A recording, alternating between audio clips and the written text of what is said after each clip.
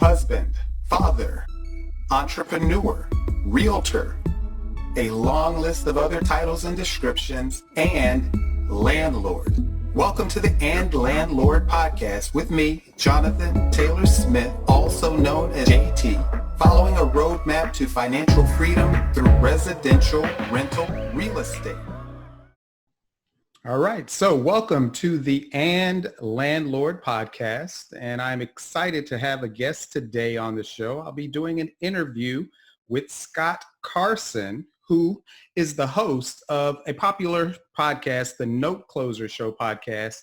Scott is a nationally syndicated radio host. He's been an active real estate investor and entrepreneur since 2002. He focuses on the thing that we're going to discuss today, the niche of distressed mortgage and note investing. He's done that since 2008. He is a highly sought after speaker and podcast guest, which is why I'm so excited to have him on the show. He's been on hundreds of different speaking engagements and appearances at conferences, real estate clubs, networking events across the country.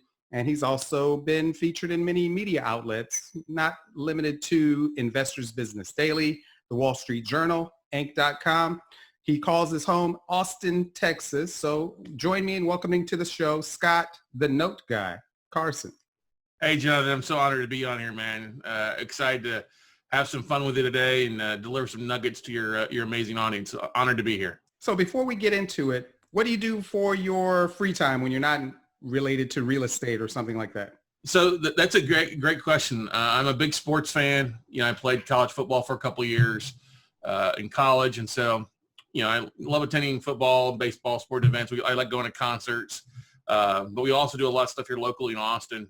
Austin's a beautiful city, the live music capital of the world. So we love going out to different venues here, great food, and also enjoy, kind of the artsy side of things, theater, plays. We just like to have a lot of fun. And so I think that's one of the biggest things is when my father left, passed away years ago, one of the biggest things he always said to me is life is about making memories. And so if you can't enjoy it, you're doing something wrong. And so we try to do something fun every week if we can, or try to experience life, because life is a buffet, and it's an amazing ride if you can enjoy it and dine from that table. I've had some good outings in the Austin area when I was there for conferences. So yeah, you're right. That is a place that has some pretty good nightlife activities. The colleges are there. So if you're a fan of any of those local teams, you can definitely find a game. So yeah, no doubt there. So the reason that I wanted to talk to you, I'm fascinated with the idea of different ways of investing in real estate. As you know, I'm a landlord. I concentrate on buying properties directly and renting them out. But the idea of going about it a different way, of getting the note, was always something that was fascinating to me. But I had a little fear, and I feared losing money in investing in distressed assets. So I was wondering if you could just give me a high-level overview of the note investing business, such that it's not going to scare me away and think that I'm going to lose all my money. No, it's a really good question, Jonathan. That's one of the most common questions we get from people is why the heck would I want to invest in a distressed note? And the biggest thing that you have to realize is while the note and the mortgage is distressed, and what do we mean by distress? It means that somebody, it's either fallen on hard times or somebody who's just not making their mortgage payments. And that can happen for a variety of reasons. They've been laid off. The market has crashed, which we obviously saw over a decade ago. They've gotten sick, loss of a loved one, gone through divorce. There's a variety of things that people won't make a mortgage payment. But we find that most people want to pay their mortgage on time. They want that dream of home ownership. So the distress side of things is just on the mortgage. But the beautiful thing that backs the mortgage as collateral is the real estate. And so I'll give you an example. Borrows $120,000 on a house that is only worth $100,000. Okay. They may be making payments or haven't made payments in 6 months or so. We oftentimes can pick up that mortgage somewhere around 30 to 60 cents on the value of the property, which gives us a lot of flexibility to pick up deals at well below what other people are paying in the traditional retail market. So that's the thing that I like is that, hey, we buy the debt at a substantial discount from the banks or the hedge funds out there. We become the bank where I'm only buying first liens. Okay. And so That way we can negotiate. And since we bought the note at a discount, we can reach back out to Mr. and Mrs. Borrower and say, listen, hey, I know you've gone through some hard times. Let's get you back on track. I actually want to keep them in the house. I don't want to take the property back. I mean, we'd still do that if they won't work with us, but I actually make more money when somebody starts paying their mortgage back on time, or reinstated, or doing loan mods, that the returns, I don't have to go out and deal with toilets, tenants, and trash outs. Because they still own the house. They still own the house. Exactly. We just become the bank. If we get them to say we paid 40 cents of value, we paid 40 grand for that $120,000 note. We basically paid 33 cents on the dollar. Well, Mr. Borrower starts paying on time again. We've got the flexibility with, like, listen, I know you're 6 months behind. Let's take that 6 months and add it to the face amount of the loan. Or, hey, let's drop your balance to 100 after you pay on time for 12 months. Listen, I'm not worried about the back payments because I bought it at a discount. So I've got the flexibility to forgive that if I need to. But they pay on time for 12 months.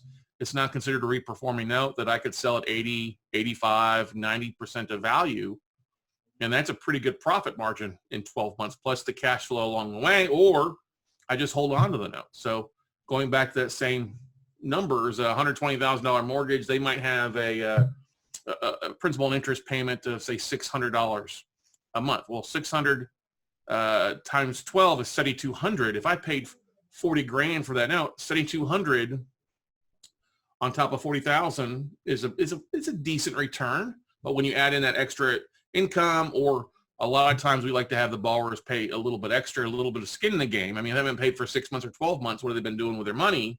Especially if they've been working, right. That boosts the returns up, and we've really got some great returns that we see without having to do all the heavy lifting. Then we're not paying for taxes. They're not paying for upkeep. We've got some legal fees and some servicing costs, but I'm only buying first liens. I like to buy owner-occupied properties because then it's usually not too damaged. If it's a vacant property, it needs a lot more work. And this way we're able to kind of, the beautiful thing is we're not doing it all ourselves. There's so many vendors out there that help us do this in so many markets, but it's what I believe is really the last place to find a lot of good deals below what we're seeing in traditional REO markets or retail markets, where I think a lot of new investors are overpaying for assets. So it gives us access to deals, bigger discounts, and often better returns without a lot of less work. So when I'm looking for deals, I'm trying to find a distressed home that I may be able to get for 30, 40% below its otherwise completed and rehabbed value, with some room in there for the rehab budget. Where are you able, or how are you able to find assets where you can buy the note at such a deep discount off of what is otherwise owed on that property? We go direct to banks and different real estate hedge funds that have, either financed assets inside the banks. Every bank sells debt. They just won't tell you a lot of times. Okay.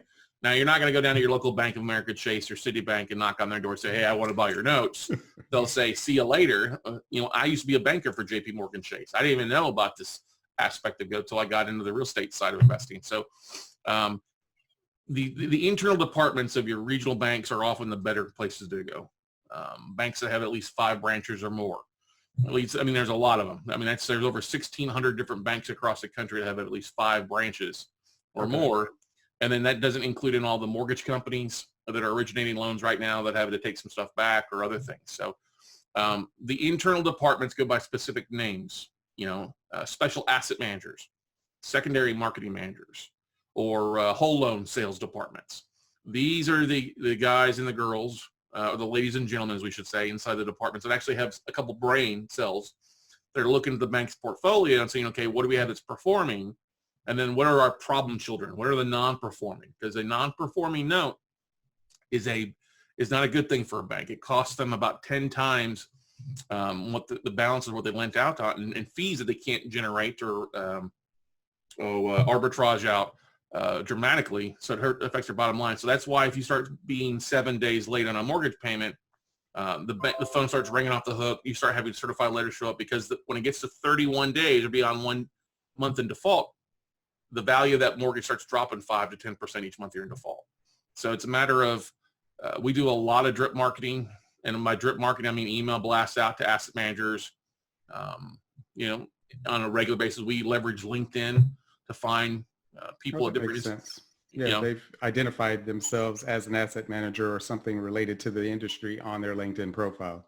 Yeah, exactly. You do a search for like special asset manager, you may find like somewhere between 70,000 to 100,000 people that have that title currently, and then it's a matter of reaching out to them. We use a couple things like LeadFuse or Octopus CRM that are tools for LinkedIn that we can help automate the process. Like in the last hour, I've had direct messages going out in LinkedIn to the asset managers saying, hey, what do you have on your books? And one of the gentlemen sent me back, said, hey, I've got a list of some performing notes that I'm willing to sell at a discount too. Which I'm like, I'm all excited about the discount performing note that I can pick up at a yield at 12 to 15% without having to do a lot of work. So when you're out working with the asset managers, is it just general properties or can you target specific properties with them? So that's the thing. The more specific you try to dig down, the harder it's going to be, because these guys and gals are dealing with, big portfolios. So I always say, hey, tell me what you've got and I'll take a look and cherry pick. If you go in and try to say, hey, I want in a specific zip code, or I just want in Durham, North Carolina is a really popular market. So what I always say is get on the radar, get a list sent to you, build that relationship, and then start. I got a list in yesterday, 77 assets all across the country, single family, first lien homes. And then I can narrow it down by doing my due diligence. Okay. Square footage, values, if they're in a city or on the outskirts, how I eliminate, if it's mobile homes, I usually eliminate those because they usually need a lot of work. You know what I mean? And I like bread and butter assets, 3-bedroom, 2 baths, at least 1,000 square foot. In a city that's going to have at least 50,000 people or more, because that means I've got plenty of people there, vendors, realtors, that if I do have to foreclose, I've got the team to do it in those areas, and people that can actually buy the property from me in a timely fashion. So you have to be comfortable working out of your local market, but you've already identified certain markets that when something comes up in that market, you're ready to jump on. Yeah, Austin, Texas is a great market. We didn't see a big downturn in the economy over a decade ago. Properties going through the roof here. I haven't bought anything in Austin in my own market here. In Texas alone, I take it back. I bought like 4 notes in Dallas and Houston and a couple other places in the last 10 years. But for the most part, 99% of the deals that I bought have been outside of my home state.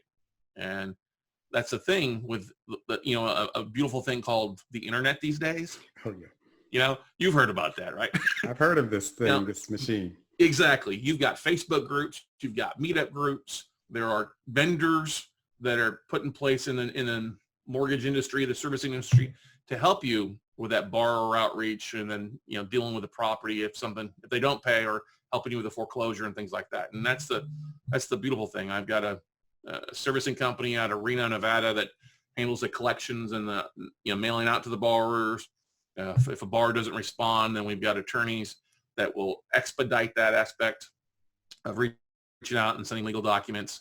And then if we take the property back or foreclose, then of course we just reach out to local realtors and a couple teams there that handle us with either the fixing, the clean out, or helping us list a property and get it sold.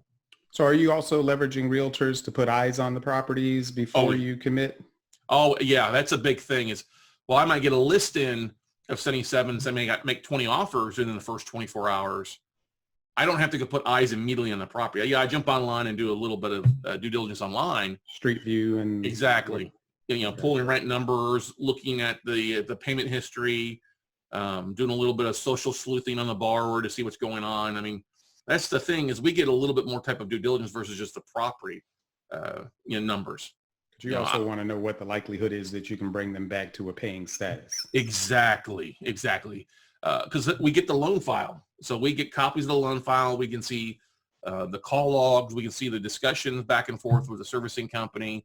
We can see the whole loan application. If a borrower is trying to do a loan mod or send in a hardship letter to the bank or the lender, we often will get those, so we can take a look at that and see what kind of their emotional status is. We look at where, what are they working? Can we tell that online? I had one borrower who posted on Facebook when we were looking like, am I going to make my mortgage payment or go to Disney this month? I guess I'm going to go to Disney. That's probably a good sign they're not going to reperform. You know what I mean? Yeah. But we always do put eyes on a property. And that would either be realtors by pulling, local comps. I mean, you're not going to get into the properties most of the time unless the borrower is trying to do a short sale or trying to sell the house out. But, we do drive-bys. We take a look at condition of the property. What's the loan look like? What's the car look like? What are the notes in the file? And then we go from there. And the more here's the thing. If you buy occupied assets, which is what we just focus on, there's more likelihood, and you actually have more exit strategies to get that loan performing. If it's a vacant property, you're not going to get reperforming. It's going to become either a foreclosure, a cash for keys, and then go that road of taking the asset back if possible. You're not going to get it reperforming most of the time. And in my over 12 years of doing this, I've only had 2 people move back into their houses and start reperforming. That when we looked at the list, acquired. Exactly, when we were looking at first, yeah. So I've experienced several scenarios where banks seem to be reluctant to do a short sale with the owner occupant. Why would they go the route of selling the note at a discount versus working with the borrower already in the home? So there's a lot of reasons why. It depends on where they're at in the foreclosure timeline. If they're basically up to the point where they're foreclosing next month, they're very unlikely to do a short sale, and they're very unlikely to sell the note to me because they did most of the heavy lifting. Now, if they're in a state that has a longer foreclosure timeline, you have to realize the short sale department is inside of loss mitigation. Okay. The note sales is in special assets or secondary marketing, 2 completely different departments in the bank. A lot of times they don't even communicate. Okay. Of course not. Exactly. They don't. And what you have on the short sale side, you got somebody who's making 10 to 17 bucks an hour, who's a stack of files on their desk. They're not motivated to really work with a borrower. Not everything is accurate in a short sale stack. They just put it at the bottom and go from there.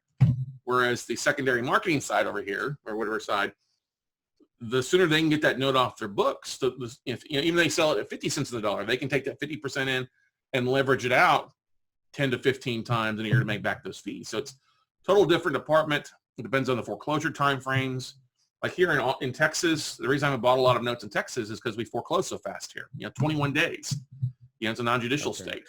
North Carolina is a relatively faster foreclosure state for the most part and really popular. So that also leads into things being more affordable. Less affordable, because the banks know that they can sell it and be, if they've done most heavy lifting, they can take it back as an REO and be likely to sell it off for the most part, even though banks don't really like REOs. So it depends on where the lender is at, the foreclosure time frame, and what that market is doing. So in my scenario, when I'm buying properties, I'm typically funding them with short-term funds from either a hard money lender or a private lender. In your scenario, am I right in assuming that you're working with private lenders to fund the note purchases? Yeah, you're not going to get a hard money lender most of the time to fund the deal, which I don't understand it because they're in the note game of origination, but they want to own the property. Now, I will see some hard money lenders lend on properties where the borrower signed a deed in lieu and take it back, because that's basically an REO at that point. So yeah, we deal either with private lenders who use either their funds or their self-directed IRAs. Self-directed IRAs are a great way to fund these deals. We get a lot of IRA investors that are using their own funds or other people's money. People will take out lines of credit. And when we start getting up to some of the larger balance loans, like on the commercial side, sometimes even the banks will finance the purchase on a note, on a $1 million plus balance loan to keep it on their books, to take it off from the non-performing side to the performing side. But most of the time, you're going to need cash and OPM to take these things down. And so when they're lending, are they securitized by the first position note that you're acquiring, or is it some other scenario that their security? Yeah, that's the thing, is what secures the ownership of a note is what's called an assignment of mortgage, an AOM. So like if Chase originates a loan and then they go to sell the loan to, say, me, there would be an assignment of mortgage filed at the county that transfers the ownership of the note or the ownership of the bank, basically from Chase Manhattan Bank to Inverse Asset Fund or Scott Carson LLC. So that's filed at the public records. I'm now the lender. The mortgage stays the same. The deed stays the same. It's just that you have that collateral file to be able to foreclose now. You have the assignment to be able to foreclose. So when we're securitizing individual investors, we're doing a couple ways. One, we're either creating a special purpose LLC that they're part owners of with us, or B, depending on what they want to do, we can co-name them on the assignment of the mortgage. So they show, say, 50% interest to their LLC or IRA and 50% interest to our entity. Okay, that makes sense. So I'm curious about what my experience would be if I tried to do note investing or distressed mortgage asset investing. But at the same time, as is the name of the Landlord podcast, I love being a landlord. I hear a lot of people say things like you don't have to deal with tenants and toilets and termites and things of that nature. But in my experience, it's because those landlords are doing it wrong. Right. And so I don't get those calls at 2 a.m. about a toilet being clogged or anything like that. My life is blissful and I don't have tenant troubles. But at the same time, I want to pursue as many different investment avenues as possible. So for a person who's weighing the difference between being a landlord or being a note investor, other than fear over tenant troubles, is there something that makes one just miles above the other as far as its return on investment or just life value, the time on your own time that you have to invest in it? Yeah, so here it all comes down to how big of a control freak anybody is. And I think a lot of real estate entrepreneurs, we're all control freaks. We want to touch it or dive into it. If people have a full-time job and they don't have a lot of time to do the work, I mean, you have basically two classes. You have performing notes and then non-performing notes. If you're looking more passive where you don't have to do a lot of work, I'm a big believer performing notes work well for you. You can still get a great, 8 to 15% return on investment by buying in a performing note. There's people like me that buy non-performing, get it reperforming, and we sell it off to people that want to get a deal. And then you're basically dealing just with cash flow each month. You're not dealing with vacancy. You're not dealing, with property management taking a cut out of it. So if you're a really active landlord where you're having to do a lot of stuff, nobody ever called Bank of America to unclog a toilet at 2 o'clock in the morning. You know what I mean? So that's the way to look at it that way. We have a lot of people that like to get into the non-performing side because they want to increase their rental holdings. They use it as a way to find deals that they can buy at a big discount, because that's the thing that we're seeing is still a substantial discount below what most people are buying on a retail side. That's my thought process as well. Another source of distressed properties. Yeah. And here's the thing too.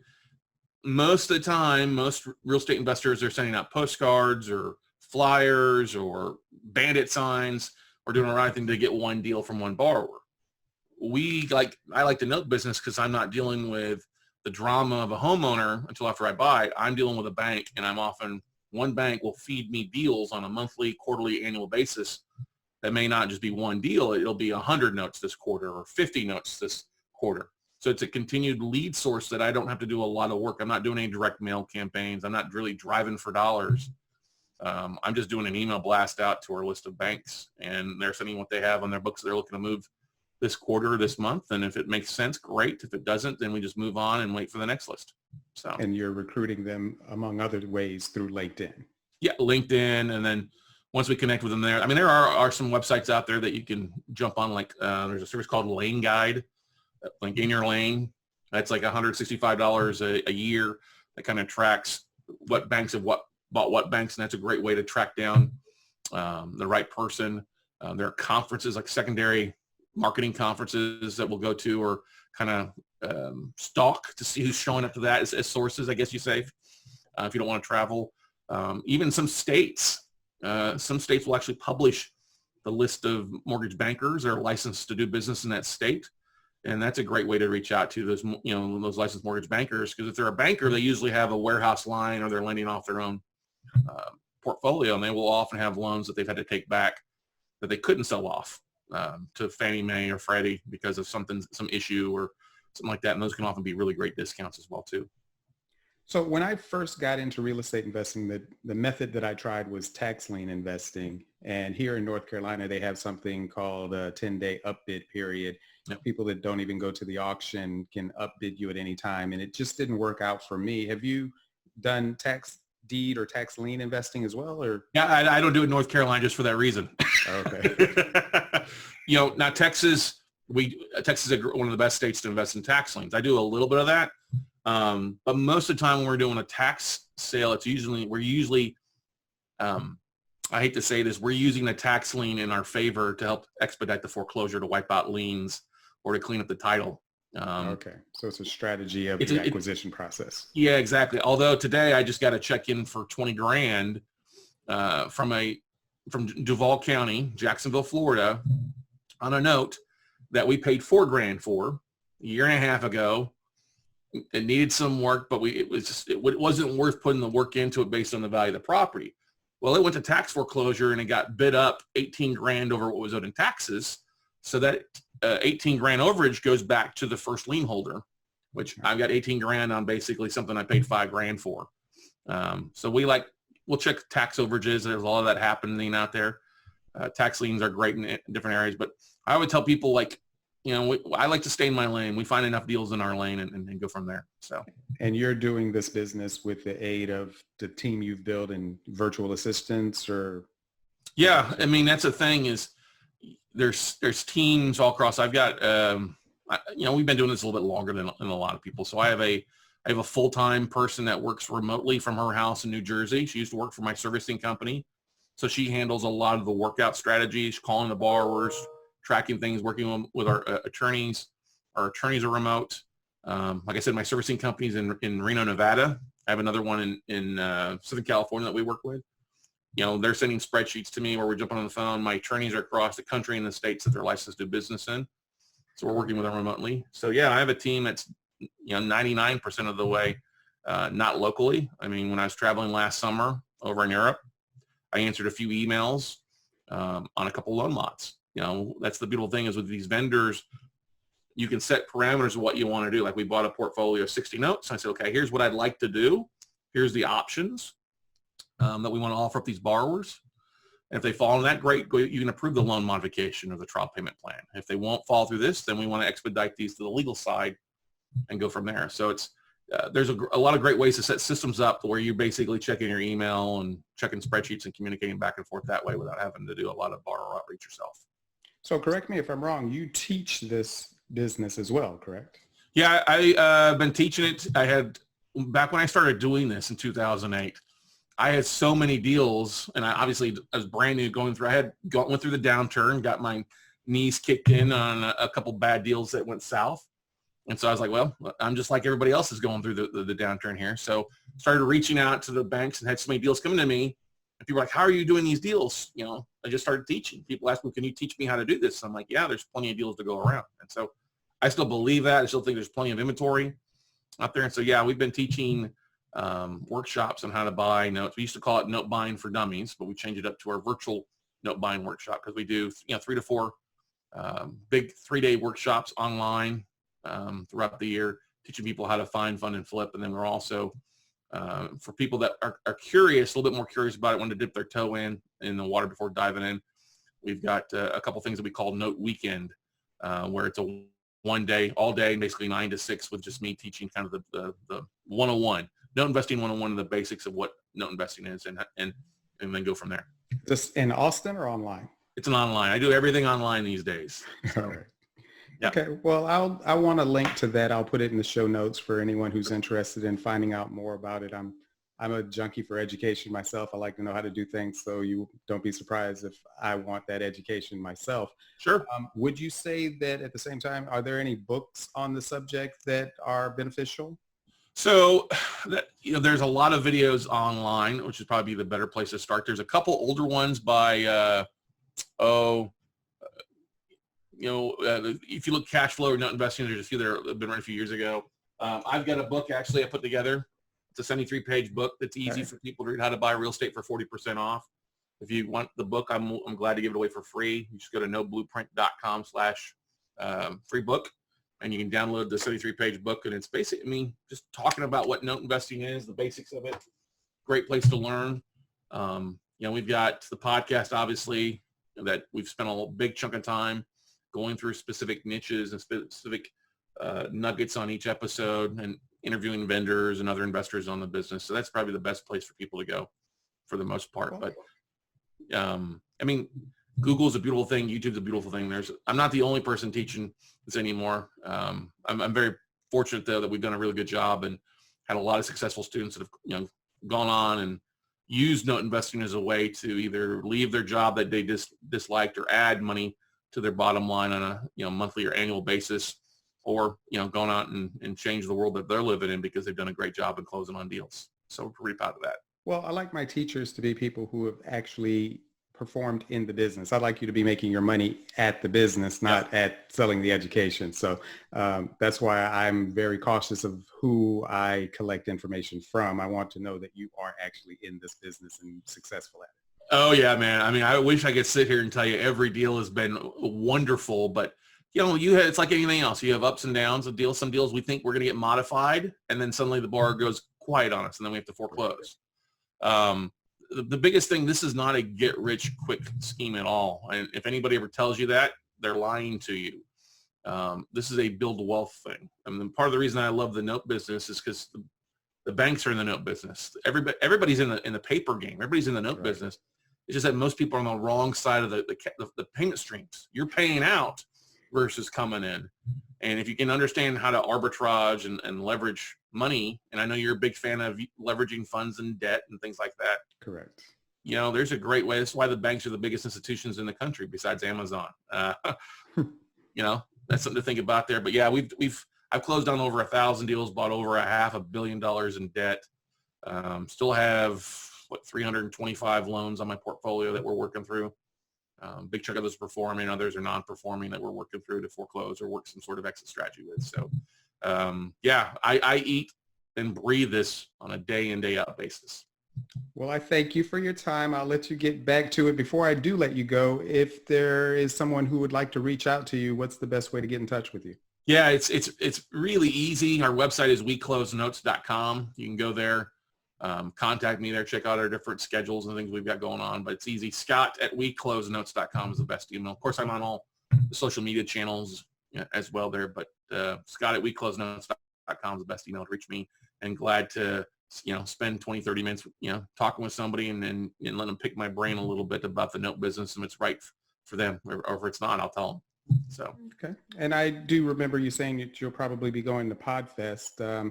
Not sure if I'll be making it this year. My goal is to do so I'll see you there. And I know you travel a lot, so if someone wants to meet up with you in person, I've met you before in person at events like that, so yeah. It's always good, and I appreciate you being free with your information and time. You've been very helpful and just directing on certain things. So I appreciate that. Hey, anytime, man. That's the beauty about going to conferences. And what I love about the podcasting industry is you got a lot of people that are friendly and pulling each other ways. I mean, I had you on my episode. I'm excited. That's coming out February 27th, I believe is the date. It'll be out live. The YouTube video replay is already out there as well. And it's been across our radio network as well too. But you do such a great job. You've got a passion as well. And if you're listening to this, guys, on any podcast platform, do JT a big favor. Go on over and hit the subscribe button and leave him a 5-star review. He didn't pay me to do that, although he's doing an amazing job, and that's the beauty.